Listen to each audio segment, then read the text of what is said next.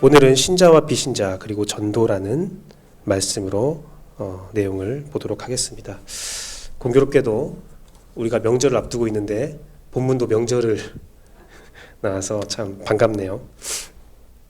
요한복음은요, 되게 의도적인 구성과 내용이 있습니다. 되게 의도적으로 구성이 되어 있어요. 사복음서가 마태, 마가, 누가, 요한이 있는데 공간복음이라고 하는 같은 관점이다라고 말하는 복음서는 마태, 마가, 누가만 공간복음이고 요한복음은 다른 복음서예요. 어떤 의미냐면 다른 복음서는 시간의 흐름에 따라서 이렇게 비교적 시간의 흐름에 따라서 기술되어 있는데 요한복음은 요한의 신앙이 담겨 있는 모습으로 편집된 예수 그리스도의 행실을 따라가지만 일정량 의도적으로 편집된 복음서입니다. 그런데 이 내용의 그 구성의 특징 중에 하나가 뭐냐면 예수 그리스도가 성자 하나님이라는 사실, 하나님의 아들이자 우리의 구원자, 나의 구원자라는 사실과 표적을 보여주고 그 명백한 사실에 대한 두 가지 반응을 보여줍니다. 예수 그리스도의 표적, 또 예수 그리스도의 정체를 복음서에서 나타낸 다음에 그것을 믿는 사람과 믿지 않는 자, 신자와 비신자의 반응을 대조적으로 보여주는 것이 요한복음의 구성의 특징이 있습니다. 이 구성과 주제는 요한복음 1장부터 나타나요. 요한복음 1장에 예수 그리스도가 창조자이며 구원자임을 선포해왔죠. 그 다음에 어떤 기록이 되어 있습니까? 주님을 믿는 사람은 빛에 속한 사람이고 주님을 믿지 않는 사람은 어둠에 속해 있다라고 말하면서 비교를 해놓죠. 또한 이후에 예수 그리스도의 표적을 보여주고 이에 대한 다른 반응들이 하나씩 소개되는 것이 바로 요한복음의 구성입니다. 예를 들면 침례 요한이 침례를 할 때에 많은 사람들이 함께 있었죠. 비둘기가 성령이 비둘기처럼 내려와서 그는 나의 사랑하는 아들이라는 말까지 음성까지 다 들었는데 그때는 분명 그 침례 요한의 제자들도 함께 있었겠죠. 그런데 예수 그리스도가 침례를 베풀자 침례 요한의 제자들이 그걸 가지고 불만을 터뜨립니다. 그리고 침례 요한은 그래야 한다. 그는 흥하고 나는 쇠해야 된다라는 말을 하지요. 또한 침례 요한의 고백과 바리새인들의 반응은 본문에서 대조적으로 보여주고 있습니다. 침례 요한은 예수 그리스도를 구원자로 고백을 하고 바리새인들은 예수를 부정하지요. 또한 예수 그리스도를 고백하는 빌립에게 예수 그리스도의 고향 그 갈릴리를 비방하면서 나다나엘은 처음에 예수를 부정합니다. 신자와 비신자의 모습이 극명하게 드러나고 있는 부분들을 우리가 확인할 수 있죠. 가나의 혼인잔치에도 이 대조는 드러납니다. 표적의 중심에 있었지만 자기 스스로 물을 뜨고 그 물이 포도주로 변하는 것을 직접 경험한 하인들에 대해서는 예수 그리스도를 믿었다라는 반응은 기록에 나와 있지는 않습니다. 하지만 그때에 아무것도 하지 않고 옆에서 지켜만 봤던 제자들은 예수를 믿었다라고 기록되어 있죠. 어떠한 사건이 있으면 그 사건에 반응하는 자가 있고 반응하지 않는 자를 요한복음은 계속 교차적으로 보여주고 있습니다. 사마리아인도 마찬가지죠. 사마리아 여인을 만났을 때에 사마리아 여인이 나가서 전도했을 때 그를 따라서 많은 사람들이 전도되었지만 아직도 믿지 않는 자가 있었고요. 또한 오늘 본문에 우리 함께 읽어봤을 때에 예수 그리스도와 함께 유하시면서 그들이 더 많이 믿게 되었다라고 기록되어 있지만 그 뒤에 나와 있는 예수 그리스도가 고향으로 갔을 때 그 갈릴리에서 믿지 않는 고향에서 더욱더 배척받는 모습이 또 나옵니다. 그 다음에 또 갈릴리에서 갈릴리 사람들, 유대인들이 아니에요. 갈릴리 사람들이라 말한 것은 이방인들을 말하는 겁니다. 고향 유대인들은 믿지 않을 때 갈릴리 사람들은 또 예수를 믿는 모습이 대조적으로 나와주고 있죠. 그러한 대조적인 모습을 통해서 오늘은 저는 여러분에게 신자와 비신자의 특징에 대해서 어떤 사람이 신자로 나오고 비신자는 어떤 이유 때문에 예수를 믿지 못하는가에 대한 내용을 말씀드리고자 합니다. 그 비밀을 안다면 여러분이 비신자를 신자로 초청할 수 있을 것입니다. 그래서 오늘은 신자와 비신자 그리고 전도라는 내용으로 말씀을 보도록 하겠습니다. 첫 번째 제가 여러분께 드리고 싶은 말씀은 믿음은 신자는 지식이 아니라 감동과 만남으로 믿음이 생긴다라고 제가 말씀드리고 싶습니다. 예수 그리스도를 믿는 것은 우리는 지식의 영역으로 많이 생각을 해요.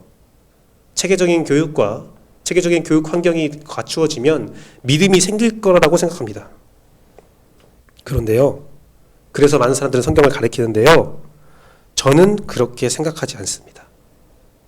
저는 누구보다도 성경을 많이 가르쳤고 많이 배웠다라고 생각하고요, 지금도 성경 공부에 대해서 매우 긍정적으로 생각합니다. 그래서 누구라도 성경 공부를 하기 원한다면 저는 제 시간을 다 투자해서라도 성경 공부를 가르치고 싶습니다.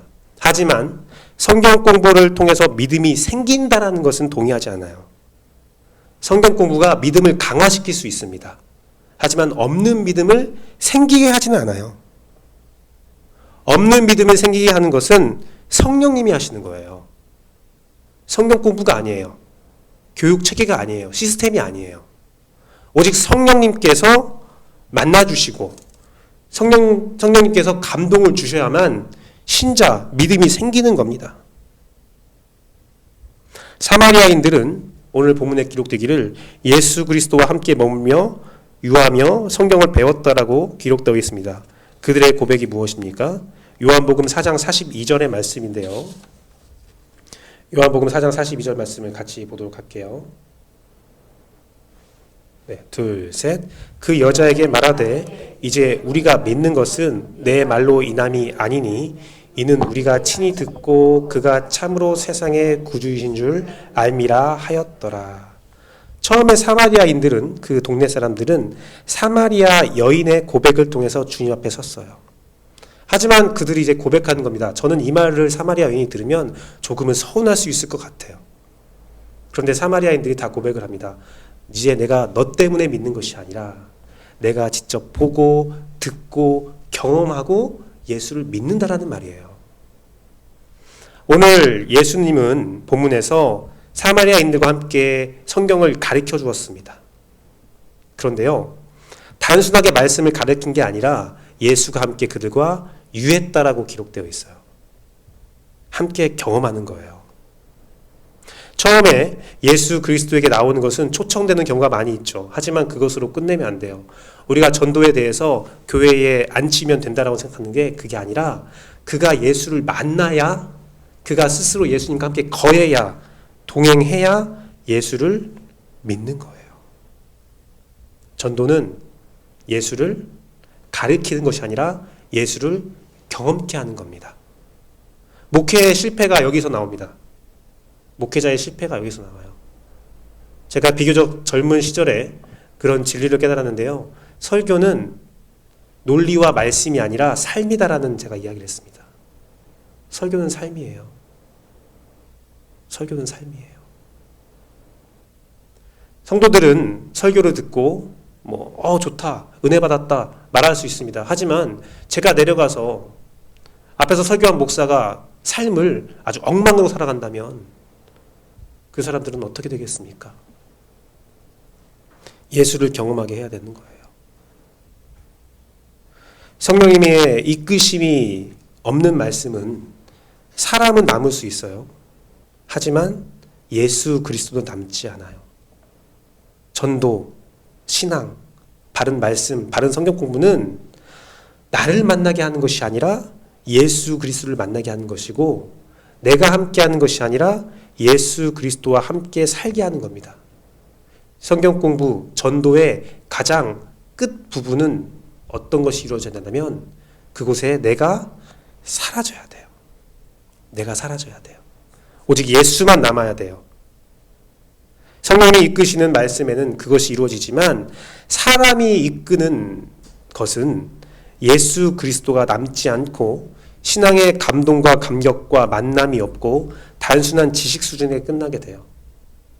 더 이상 유익이 없는 차갑게 식은 죽은 믿음이 돼요. 제가요, 믿음에 대해서, 신앙에 대해서 계속 연구하면 할수록 과거에 우리 권사님들, 장로님들의 신앙이 더욱더 깊었다라는 생각이 들어요. 성경 지식은요, 우리가 더 많을 수 있어요. 젊은 사람들이 더 많을 수 있고요. 각종 시스템과 좋은 것들, 많은 예배에 도움 주는 것들이, 도구들이 많이 있을 수 있어요. 그런데 신앙의 깊이를 보면 답은 달라요. 정말 깊게 믿고 깊게 체험하신 분들이 삶을 들여서 봉사를 하고 신앙생활을 합니다. 누가 더 신앙이 깊으냐? 삶으로 신앙생활 하시는 분이 더 깊은 겁니다. 그들은 예수를 만났고 예수 그리스도와 동행하는 거거든요. 지식이 없어도 하나님을 굳게 믿고 있고 하나님과 동행하는 분이야말로 감동과 감격이 있는 신앙생활이야말로 진정한 신자의 모습이라는 겁니다. 진짜 믿음을 걸어간 것, 그들이 친히 만나서 경험한 예수 그리스도, 그 때문에 그들은 끝까지 믿고 삶에 어떤 혼란과 고난이 있어도 그 교회를 떠나지 않아요. 하지만 지식으로 아는 사람들은 더 좋은 교회, 더 좋은 시스템, 나에게 더 많은 것을 주는 곳으로 재빠르게 옮겨가죠. 재빠르게 옮겨가요. 정말 여러분들은 예수를 만나서 감동으로 신앙생활 하길 바랍니다. 말씀을 통해서 정말 진정한 예수 그리스도를 만나길 원합니다. 저는 우리 반포침례교회가 성령님의 충만한 인도함으로 말씀과 감동이 함께 있기를 원해요. 지식과 경험이 함께 공존하기를 원합니다. 그러나 누군가 와서 목사님, 둘 중에 하나를 선택해야 된다면 무엇을 선택하겠습니까? 라고 한다면 저는 감동을 선택할 거예요. 훌륭한 중매장이가 있습니다.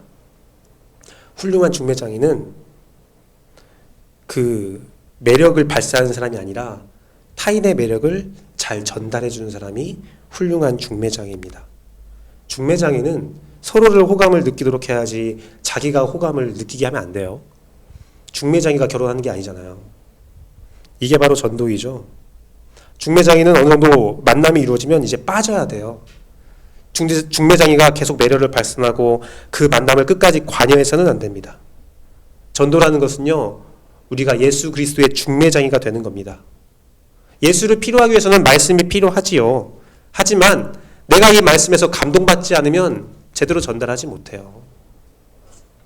그리고 그 말씀을 전도하면서 감동을 받았다 할지라도 내가 끝까지 남으려 하고 내 이름이 드러나려고 하고 내가 어떤 신앙의 주체가 되려고 하면 그것은 바른 중매장이가 아닙니다. 바른 중매장이가 아니에요. 오직 예수를 전달하는 사람이 되기를 원합니다. 제가 오랫동안 말씀을 가르쳤는데요. 정말 오랫동안 말씀을 가르쳤는데요.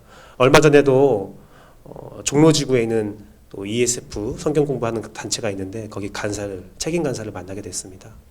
이런저런 얘기를 하다가 목사님 간사 때 그 경험이 있으니까 간사들에게 꼭 하고 싶은 말이 있습니까? 한번 이야기해 주시겠어요? 라고 물어봤을 때 제가 이렇게 말했어요. 너의 제자 삼지 말라. 나의 제자 삼지 말라. 나의 성도 삼지 말라. 나의 신자 삼지 말라.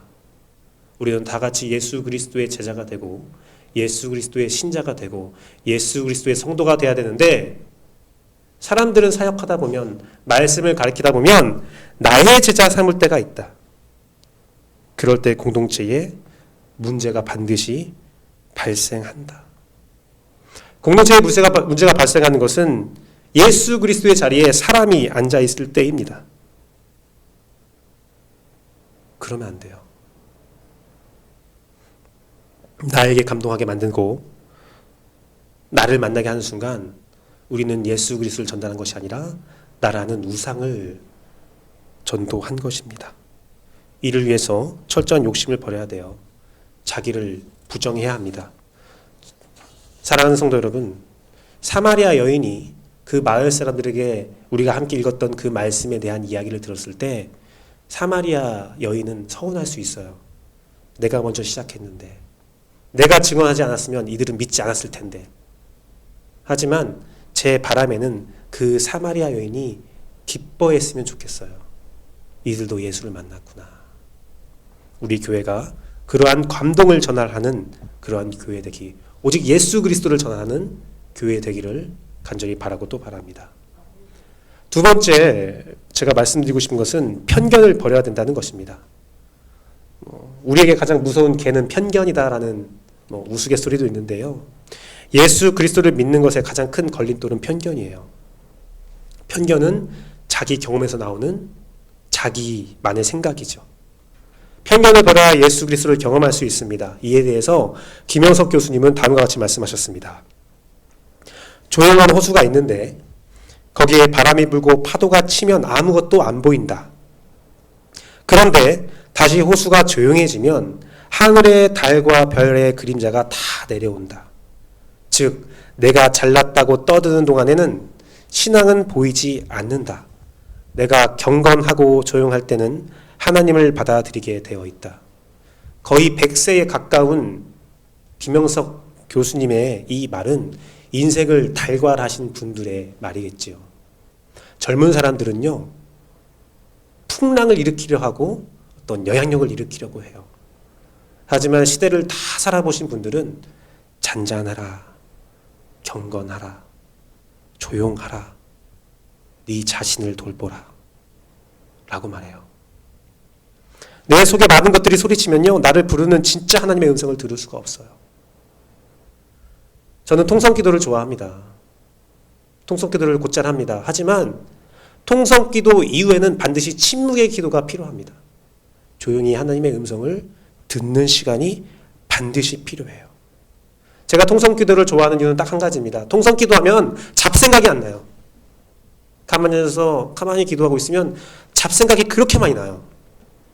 네, 하나님께 집중해서 통성기도하면 기도에만 집중하고 잡생각이 생각나지 않습니다. 그런데 통성기도를 하다 보면 드는 생각이 이게 내 생각이야, 하나님의 생각이야, 의심이 들 때가 있어요. 그러면 기도를 멈춥니다. 그리고 하나님의 음성을 들려달라고 조용히 간구합니다. 그 두 개가 다 필요해요. 어지럽고 어수선하면요, 하나님의 음성을 들을 수가 없어요. 오늘 갈릴리에 있는 예수 그리스도의 고향 사람들이 하는 말이 무엇입니까? 마태복음 13장 54절에서 57절 말씀에 기록되어 있는데요. 고향에 돌아가서 그들의 회당에서 가르치시니 그들이 놀라 이르되 이 사람의 이 지혜와 이 능력이 어디서 났느냐? 이는 그 목수의 아들이 아니냐? 그 어머니는 마리아, 그 형제들은 야고보, 요셉, 시몬, 유다라 하지 않느냐? 그 누이들은 다 우리와 함께 있지 아니하냐? 그런즉 이 모든 것이 어디서 났느냐 하고 그러고 믿지 않는다는 거예요. 이 내용은 사복음서에 다 기록되어 있습니다. 그만큼 중요한 일이겠죠. 자기의 생각에 사로잡혀서 예수 그리스도를 온전히 보지 못하는 거예요. 능력을 보고 지혜를 보아도 인정하지 않습니다. 그들의 눈은 가려졌고 그들의 귀는 막혀있고 그들의 입술은 꼬매져 있습니다. 나 쟤 알아. 나 쟤 형제들도 알고 제 부모도 알아. 나 저 사람 잘 알아. 그런데 지금의 능력과 지금의 지혜는 어쩐 일이지? 그러고 있다는 거예요. 지금 성장한 예수 그리스도를, 하나님의 아들의 권위를 가진 예수 그리스도를 바라보면서도 그들은 끝까지 꼬맹이 예수, 코뿔질이 예수, 기저귀 찼던 예수, 거리에서 뛰어놀던 어린이 예수, 내 아들과 함께 공기놀이 했던 예수, 과거의 예수에 사로잡혀서 그 편견에 사로잡혀서 예수를 믿지 않는다는 겁니다. 예수를 믿지 않는다는 거예요. 과거의 생각에 사로잡혀서. 여러분, 성경에요, 눈이 가려지고 귀가 막히고 입술은 말하지 못하게 된 상황을 잘 설명한 단어가 한 단어가 있습니다. 그게 뭐냐면 우상이에요. 우상. 시편 115편 4절에서 8절 말씀을 제가 읽어드리겠습니다. 그들의 우상은 음과 금이요 사람이 손으로 만든 것이라 입이 있어도 말하지 못하며 눈이 있어도 보지 못하며 귀가 있어도 듣지 못하며 코가 있어도 냄새 맡지 못하며 손이 있어도 만지지 못하며 발이 있어도 걷지 못하며 목구멍이 있어도 작은 소리조차 내지 못하느니라. 우상들을 만드는 자들과 그것을 의지하는 자들이 다 그와 같으리로다. 누군가가 혹은 나의 편견이 예수 그리스도에 대하여, 그 진리에 대해서 말하지도 못하게 하고 듣지도 못하게 하고 보지도 못하게 하고 작은 소리조차 내지 못하게 한다면 그것이 바로 우상이에요. 그게 우상이에요. 편견을 버려야 합니다. 편견을 버리고 들어야 합니다. 편견을 버리고 말하고, 편견을 버리고 냄새도 맡고 만지고 걷고 말할 수 있어야 된다는 겁니다. 여러분들이 편견을 버리고 경험해야 된다는 겁니다. 편견을 버리고 만나야 된다는 거예요. 누가 먹여주는 것이 아닙니다. 내가 직접 경험하고, 내가 직접 말하고, 내가 직접 듣고, 내가 직접 확인하고, 내가 직접 보면서 예수 그리스도를 경험해야 된다는 거예요. 사마리아인들이 왜 예수를 믿었느냐? 이제 내가 보고 내가 들었으니 믿는다라는 거예요. 우상은요, 밖에만 있는 게 아니에요. 교회 안에서 우리의 입술을 막고 우리의 눈을 가리고 우리의 귀를 막는 것이 있다면 그게 무엇인지 그것은 우상이에요. 자유로워야 돼요. 여러분을 막는 모든 것에서 자유로워야 돼요. 듣고 말하고 보고 해야 합니다. 신자는 나이도 배경도 학력도 중요하지 않습니다. 우리 모두가 자유롭게 보고 듣고 경험하고 판단하고 말할 수 있어야 합니다. 침례교의 가장 큰 이상은 진리 중생 자유입니다. 예수 그리스도의 말씀, 그 진리 가운데 너희가 거듭났다면 개개인의 신자들은 다 자유로운 하나의 인격체라는 거예요. 다 자유가 있다는 거예요. 너희들에게 눈도 있고 귀도 있고 입도 있다는 겁니다. 그러니 스스로 예수를 경험하라는 거예요. 세 번째로 제가 여러분에게 말씀드리고 싶은 것은 표적과 기사와 믿음의 상관관계인데요. 표적과 기사로 믿는 것이 아니라 믿음으로 표적과 기사를 경험하는 것이라는 것을 말씀드리고 싶습니다. 요한복음의 구성에 대해서 표적을 보여주고 그거에 대한 다른 반응들이 소개되어 있다고 제가 말씀을 드렸어요. 오늘 말씀의 마지막 부분에 보면 왕의 한 신하가 와서 예수 그리스도에게 나와서 병든 아이를 고쳐달라고 요청합니다. 그러자 예수 그리스도는 48절 말씀을 통해서 너희가 표적과 기사를 보지 못하면 도무지 믿지 아니하리라 라고 말씀하시고 네 아들이 살아있다 라고 말씀하세요. 이에 그 신하의 반응이 참 재밌는데요. 믿고 갔다라고 기록되어 있습니다. 저 같으면요, 예, 믿습니다. 그러니까 함께 가시죠 라고 할 것 같아요. 우리가 예수 그리스도를 기다리고 있잖아요. 이 세상을 살아가면서 그 예수 그리스도의 재림을 기다리면서 우리가 항상 고백하잖아요. 주님 곧 오실 겁니다. 요한계시록 말씀의 요한의 고백처럼 곧 주님이 오십니다. 곧 오십니다. 예, 제가 믿습니다. 라고 하면서 우리는 어떻게 합니까? 내 삶의 영역으로 가서 살아가는 것이 아니라 내가 믿으니 지금 역사하세요. 내가 믿으니까 일 좀 이루어 주세요. 내가 믿으니까 지금 내려오세요. 라고 하잖아요. 내가 그것을 역사하면 믿는다고 또 말을 하잖아요. 그런데 이 왕의 신하는 어떠합니까? 네, 내가 믿습니다 하고 그냥 돌아갔다는 거예요. 그게 진짜 믿음이죠. 그러자 그는 돌아오는 종을 만나서 그 아들이 나았다는 소식을 듣고 확인해 보니까 예수 그리스도와 그 말을 선포할 때 그때였습니다. 하나님의 길에는 우연이 없어요.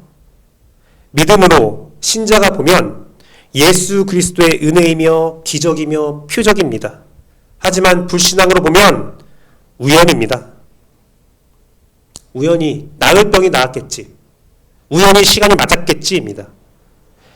신자에게는 믿음이 있었습니다. 믿음으로 보니까 그것이 믿음으로 연결되는 거예요. 만약 신하가 그 말을 들었을 때 우연이다 라고 고백했으면 그 온 집안은 믿지 않았을 겁니다. 신하에게 모든 것이 은혜이며 표적이며 기사이고 경험이기 때문에, 감동이기 때문에 그 집안 사람도 함께 믿고 함께 감동을 받은 겁니다. 우리의 삶에서 예수 그리스도는 정말 많은 일들을 행하십니다. 그 많은 일들이 늘 예수 그리스도의 은혜가 되고 예수 그리스도의 살아계셨다는 표적이 되는 건 아니에요. 누군가에게는 아침에 눈을 뜨고 숨을 쉬는 것이 은혜이며 표적입니다. 와, 나 오늘도 눈 떴다. 나 오늘도 숨 쉬었다. 주님의 은혜이다. 하지만 누군가에게는 너무나 자연스러운 그냥 일상입니다. 인생은 늘 모든 상황이 있고 그 가운데 우리가 먹고 마시며 살아가며 정말 즐기게 살아가고 있습니다. 나의 삶에 또한 나의 자식의 삶에 성공이 있고 위기도 있었습니다. 그것들을 계속 반복해 가면서 살아갑니다. 아픔도 있고 위로도 있고 사랑도 있고 고난도 있습니다. 그 모든 인생이 누군가에게는 은혜다, 은혜다, 기적이다, 기적이다, 표적이다 말할 수 있지만 그냥 누군가에게는 운이다, 우연이다, 혹은 내 실력이다 라고 말할 수 있어요. 어떠한 큰 표적과 기사가 있어도 믿음으로 보면 예수 그리스도의 능력이고 성령님의 이끄심이지만 그 고난도 섭리와 은혜이지만 믿음 없이 바라보면 그냥 이상한 일, 그냥 고통스러운 일로 끝나게 돼요. 사랑하는 성도 여러분, 저는 여러분들이 모두 신자 되기를 원합니다. 전 여러분들이 성도가 되기를 간절히 바랍니다. 여러분 스스로가 한 사람 한 사람이 여러분 안에 살아서 역사하시는 성령님의 인도함을 받기를 원합니다. 다른 누군가의 성령이 아니라 여러분이 경험하고 여러분이 이끄심을 받기를 전 간절히 바라요. 저에게 많은 분들이 신앙 고백을 합니다. 우리 교회뿐만 아니라 다른 교회에서도 많이 신앙 고백을 해요. 어떤 분들은 새벽에 나와서 이런 말씀을 들었습니다. 이렇게 기도했습니다. 수요일에 이렇게 기도했습니다. 주일에 예배에 열심히 참석했습니다. 목사님, 제가 이런 기도가 들었어요. 이런 말씀을 들었어요. 방송에서 나오는 목사님 말씀을 듣고 이런 생각이 들어서 전화했습니다. 여러 가지 말씀을 해요. 목사님, 요즘엔 제가 이런 말씀을 배웁니다. 이런 교회에서 이런 이야기를 하네요. 요즘에는 유튜브에서 많은 영상을 보면서 많은 은혜를 받고 있습니다. 목사님, 이 목사님 말씀 들어보세요. 이 목사님 강의 들어보세요. 전달합니다. 어떤 분들은 성경 필사도 합니다. 어떤 분들은 예수 그리스도를 잘 전달하고 여러 가지 간증과 경험을 나눕니다. 자신이 경험한 것들을 이야기합니다. 각종 봉사와 각종 섬김을 보여줍니다. 저는 그러면 그들을 위해서 간절히 기도합니다. 주님, 이 모든 것들이 그들의 습관이나 단순히 지식을 쌓는 것이 아니라 그 안에서 오직 예수 그리스도를 많이 경험하기를 바랍니다. 예수 그리스도를 여러분이 경험한다면 그 알게 된 예수 그리스도를 충분히 고백하고 말씀할 수 있습니다. 다른 사람이 만난 예수 그리스도를 알고 있는 것보다 여러분이 만난 예수 그리스도를 말할 줄 아는 자가 되기를 간절히 바랍니다. 내가 예수 그리스도를 전달할 수 아는 것이 가장 위대한 사역이라는 것을 여러분이 꼭 기억했으면 좋겠습니다. 그리고 여러분에게 있는 모든 것들을 믿음으로 받아들이는 여러분이 되기를 소망합니다. 같이 읽어볼게요. 둘, 셋. 신자는 성령님의 인도 안에서 예수 그리스도를 경험합니다. 편견을 버립니다. 믿음으로 표적을 받습니다. 이 고백이 여러분의 삶이 되기를 원해요. 내일부터는 추석 명절입니다. 우리가 복을 세워보고 그 복을 나누어주며 여러분의 가정에 성령의 열매가 주렁주렁 열리길 소망합니다. 이번 추석만큼은 나의 자녀와 나의 형제자매들에게, 자식과 부모들에게 내 삶의 고백과 경험을 그대로 전하는 것이 복음이 되기를 원해요. 나의 하루하루의 삶이 주의 은혜다. 내가 살아서 숨쉬고 살아가는 것이 참 주의 은혜다. 다른 누군가 볼 때는 나에게는 많은 고난이 있고 많은 슬픔이 있고 어둠이 가득 차 있고 풍랑 가운데 언제 꽃빛을 모를 나무처럼 흔들리는 것처럼 보이지만 나에겐 그 또한 주의 섭리며 주의 은혜다. 성령님은 나를 인도하고 계시다. 성령님은 나를 경험케 하신다. 나는 늘 주를 경험하기를 원한다. 이 세상에는 여전히 신자와 비신자가 있습니다. 같은 일에 대한 다른 반응들을 보이는 자들이 분명히 있습니다. 여러분의 진심 어린 고백에도 여러 가지 반응들이 있을 겁니다. 하지만 두려워하지 마시고 예수 그리스도를 그대로 전달하는 여러분 되길 소망합니다. 기도하겠습니다.